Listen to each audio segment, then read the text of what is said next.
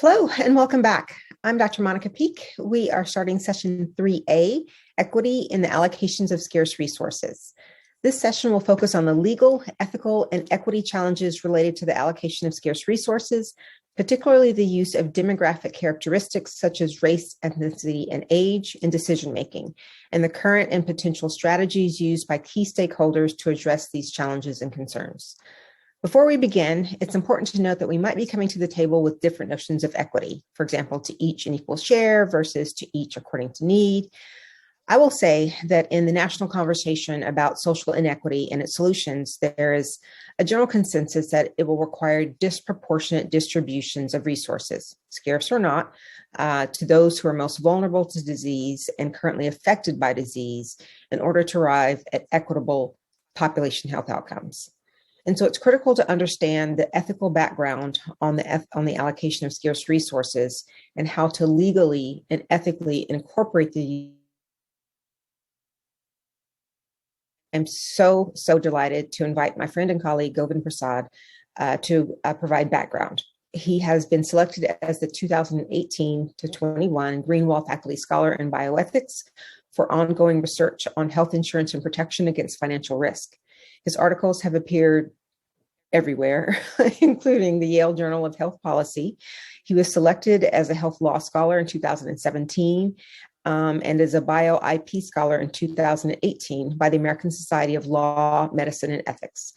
Prior to joining the faculty of the University of Denver, Professor Prasad was an assistant professor of health policy and management at Johns Hopkins University, Bloomberg School of Public Health, one of my alma maters, where he was affiliated with the Berman Institute of Bioethics and served as on the school's institutional review board, and was a junior faculty fellow at Georgetown University's McDonough School of Business.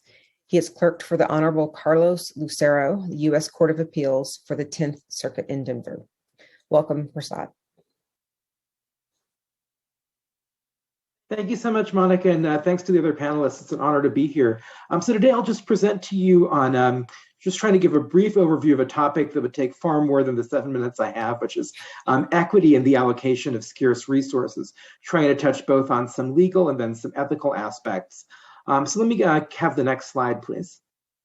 So we've been talking about scarce resources. I think it's useful to understand that there's a broad spectrum of resources. People talk about ventilators and beds being scarce. In reality, and I'll be interested in the panelists' perspectives, this is typically really a scarcity of personnel rather than of physical objects. Dialysis machines have been scarce at times, ECMO circuits for advanced therapy for very sick patients. And then other treatments that are scarce have been more in the line of preventing people from needing critical care. So monoclonal antibodies, vaccines, antivirals. And so the norms for addressing scarcity may differ across different interventions. Next slide, please. So for equity and allocation, I think the core question is really aligning different objectives. And I take these three objectives here from the National Academies report on vaccine allocation. So one objective that we have in public health and in scarce resource allocation is preventing harm. And so one obvious big harm is lives being lost, time alive being lost, people losing years of life to diseases like COVID-19. Other harms include things like ongoing illness, disrupted education, kids being orphaned by losing caregivers. Another objective, which I think Dr. Peak talked about initially, is mitigating health inequities. And the way that I gloss this is to try, in particular, to improve health outcomes for people who are facing various forms of structural disadvantage. So racism, ableism, poverty, all different types of structural disadvantage. And then last, equal concern, showing equal concern for potential recipients. Next slide.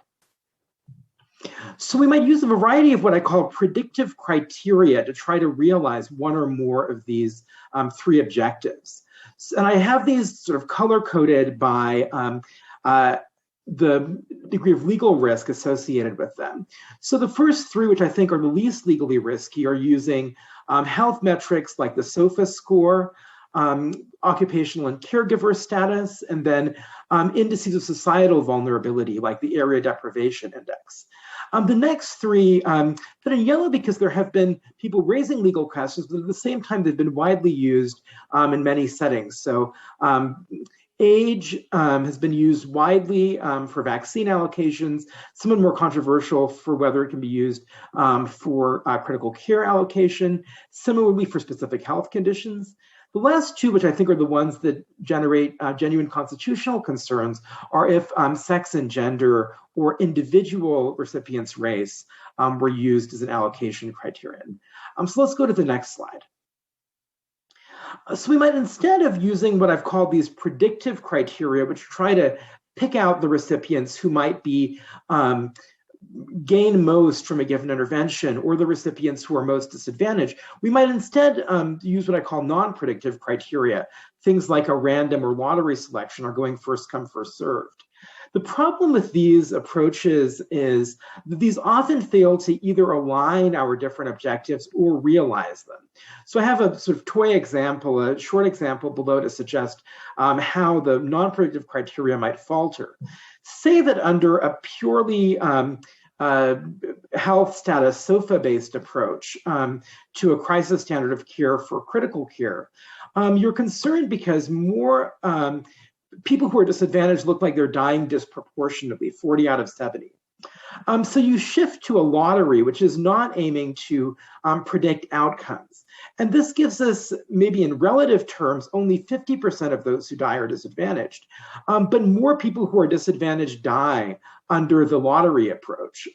So it's actually not probably going to be better either from the perspective of preventing harm or mitigating inequities. In contrast, combining two different predictive criteria, so SOFA and something like a vulnerability index, might be able to get us to a point where we mitigate harm equally well while also addressing inequity. So next slide, please. These criteria I've mentioned might be combined in different ways. So you might have what are called priority point systems, where each criterion is assigned points, or a categorized priority system. For instance, having 25% of your monoclonals, say, going to the areas with the highest SVI. Next slide.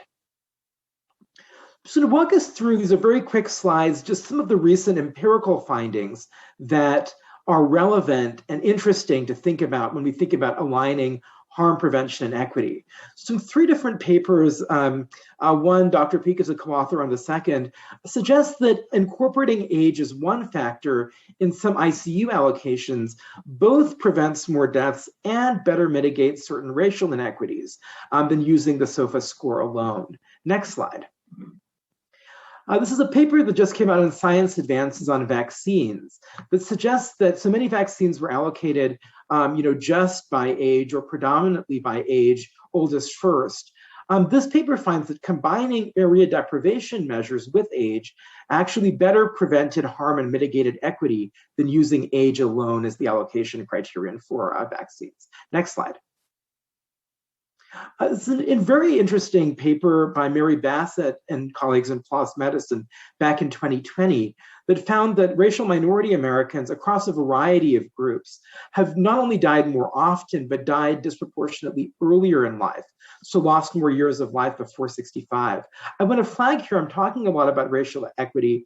I think there are many important dimensions of equity. Part of the challenge is we don't actually have great data on racial equity, but even worse data on, say, COVID outcomes and poverty. So I think having good data is really important to having these discussions as effectively as possible. Next slide.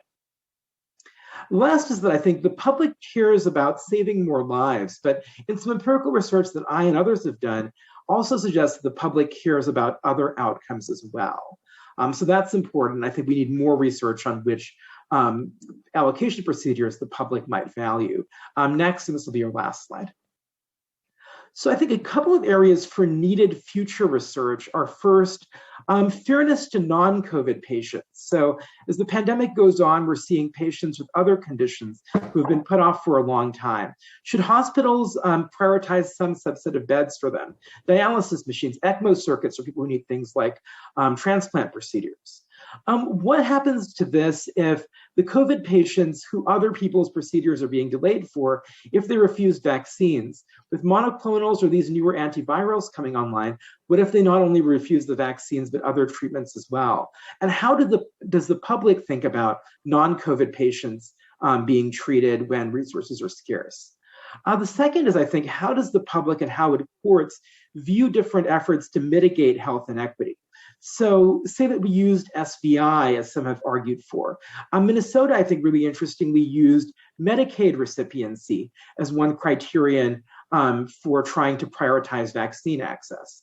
What if individual race were used? And does it make a difference if the only objective was aiming at preventing harm rather than having inequity mitigation as an aim, since for things like vaccines, the two objectives often end up aligning. So I'll stop here, and I really look forward to the panelists and the audience's thoughts.